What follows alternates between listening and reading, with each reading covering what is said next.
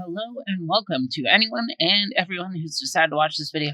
Today, I am outside again because I gotta talk about a bigger toy, a larger toy, a very interesting toy to be released from the G.I.Joe Classified line, and that is their interpretation of the vintage snake armor. Cobra's big mechanical mech suit, or at least that's what it is now. We've all been wondering if the snake armor would ever show up in Classified, and if so, how would it be done? Because the original toy was kind of dinky. It was just a bulkier version of a normal figure that you slipped in on, like a big pair of boots, and then clamped the torso over. And basically, you had to sacrifice one of your figures to use it as a mech suit, even though it came with like a skeleton piece to display it on its own anyway. And the cartoon used these guys as just generic robots that the Joes could blow up whenever they want. So we were all wondering, would the snake armor be a mech suit, or would it be a robot?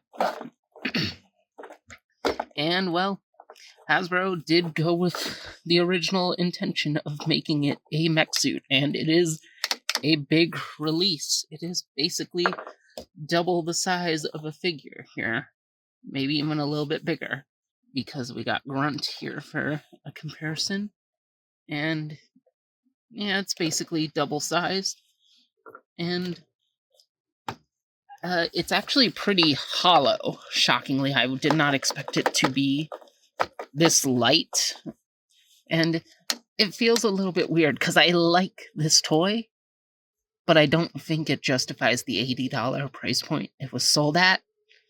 I feel like maybe this could have been $60. Should have been $60. I'm normally not one to complain about prices, not because they're reasonable, but because I understand why they're what they are. I don't think I get it for this release, even though I really like this product. So, let's go over the biggest limitation with this, which is the legs. So you're able to pull them out, which I think is meant to make them move easier from an articulation standpoint. I really haven't had that much of an easier time moving it, but they can go forward and backwards. It is a very tight joint. They want to make sure this thing can support itself, so there are some limitations in the legs because of that. It's got a knee. The foot has a joint that moves a little bit, but not that much. And there is a small smidgen of outward movement, but it's basically nothing. So basically your legs are always going to be facing like straight down from the robot, which I'm okay with. I can accept that just for having a silly little mech suit toy to futz around with. But there's definitely some limited movement here. Like, you're not going to get some crazy dynamic posing down here. It also has a waist swivel, but it can't seem to go past its hips, which, okay, that's fine, whatever. We will get to the hands later on. As for the arms, they are not restricted at all. They have the same thing where you can pull them out like the legs, but I don't feel like they need it. So they can rotate all the way. They've got double ball joints here, so you can even shift them up and down if you want to. They've got bicep swivel. You can kind of see the inside joint there. They got hinge at the elbows. Like, the arms can do everything you'd want them to do. And as for getting inside the armor, there's actually quite a bit going on here. You gotta undo a lot of stuff. You can unhinge the head, and you can see I got a Cobra Trooper sitting inside here. You gotta unplug these fenders here that have the headlights on the top, and you gotta pull out these gray bits. Then you can pull open the door, and you can reveal the inside, and you got some generic tech detailing and like a ladder here on the door to kind of create an illusion. And You can probably fit those around the figure's hands, I'm sure, as well as these ones on the front of the armor. And I believe the back has those too. No, it does not. But you can have characters hanging off the front of this if you want with these handles. And as for the cockpit itself, it's got some decent paint detailing. I'm sure you could try getting a figure's hands around these control rods. I'm not really going to bother with that since you can't see the arms once it's all closed up anyway. There's some tech details painted in there with the computer monitors and some of the buttons. Definitely didn't paint everything, but that's fine. And you got the regular seatbelt there to strap them in on that bright red chair. We all thought from the initial pictures that this looked a little cramped, and it's not the most comfortable thing ever, but you can get a figure in there just fine. It's not that much of a struggle. You just gotta seal everything back up. And I think getting the pegs for these aligned with the holes is probably the most annoying bit, but it's not even that hard, really. And then, voila, you have the snake armor again.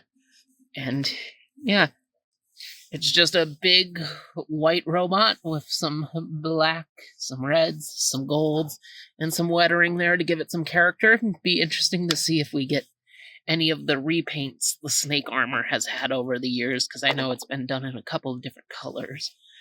Now, the last thing we have to talk about is the hands, which it has regular 5-fingered hands, which is a new thing for a snake armor. And because one of them kept falling off, you can see these are removable. And for some reason, these discs they're attached to are also separate pieces. They're packaged separately on the toy when you open it. And I don't know why, because the other extensions that we can put on for its hands are not really meant to go into the base arm piece. Like, they can, some of them are small enough to be able to slot in there, but like they never look right. Like, they're clearly too sunken in. So I don't know why these disc parts are removable.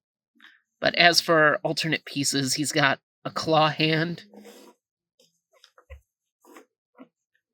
Just want those out of the picture. It's got like a claw hand that it can have. I don't really remember what the vintage snake completely looked like in terms of its hands.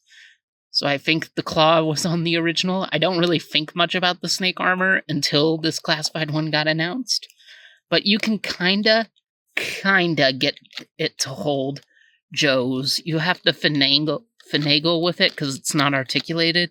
So you gotta like twist and turn and try to squeeze things. And you could also just do this. So you can kind of get it holding the enemies up in the air, but it's not gonna work perfectly. So definitely not my favorite of the hands, but I appreciate it. And then it's got this missile, and I didn't bother to look up the vintage snake armor and check, but I believe the missile and the claw is the vintage look for it. So if you want it to just have a missile coming out of its hand, you can. And I'm realizing I never checked to see how good these fingered hands are at just holding a Joe, and they're kind of in too tight to be able to wrap around his leg, but they can hold him by his foot. So yeah. And as for alternate weapons, it does have this gun, which I think is meant to be just a better version of the missile. And I am using one of the flame blast effects it comes with just to show them off. But we will get to the flame blast effects are reused from previous figures. It's got the fireball one, and it's got the big going, the like straight path, however you would describe this flame. I don't really like that one as much. So I have the laser gun shooting flames just to have it doing something. And then we have the actual flamethrower itself, which is big and bulky and has an articulated handle as if anybody can hold this. You can't even really get it into the arm of the hand of the snake armor either, but it's a funny little accessory piece, and for this one I just have the little flame coming out the front of it for an effect. And that's a nice piece too. This is probably my favorite of the guns on the armor. I think I'm gonna keep mine primarily with one gun in one hand. I just don't know which gun I'm gonna pick. But yeah, it's a decent enough amount of variety. I do enjoy the toy. It's just I can't really completely sing the praises of it just because I do feel it's a little overpriced. I just don't know if it justifies its price point at all, but I can't really say anything bad about the actual design of the toy. I think it's a fun thing to lift up and play around with. And that's what I like about Classified. It's technically a collector-focused line, but for the most part, it's very playable. You can still have fun with it. You can still treat these toys like toys. And I am curious to see them potentially go further with this mech suit concept. I mean, I'm sure we'll get repaints of the Snake Armor Black, Blue, Crimson Guard versions, maybe even an Iron Grenadier version. I would really be interested in seeing them do Deep Six from the Joe team in this style. I would love him done up in a big mech suit. And I would be curious to see them just do more mech suits for the Joe Classified line. Mecha is a part of the Joe universe. Most people don't acknowledge it beyond the Snake Armor, but G.I. Joe and giant mechs are a thing, and it's not just them doing crossovers with the Transformers. They do have their own mechas a bunch of the time, and it would be cool to see some of those other mechs from like the 90s or the 2000s brought back. Or maybe we can get creative and just make some brand new ones. That would be kind of cool. That would actually be really cool. They promised once in an interview that Classified would do new vehicles. And aside from that coil cycle from the beginning of the line, we haven't gotten any new vehicles, and I would like to see new vehicles. And if those new vehicles mean new mech suits, I'm down. So, yep. I think I've rambled on enough here. Thank you all for watching, and see you guys around. Greetings, fool! This is Cobra Commander, saying that if you want a good standing in the New World Order, that you shall subscribe to this channel and support our glorious cause for Cobra!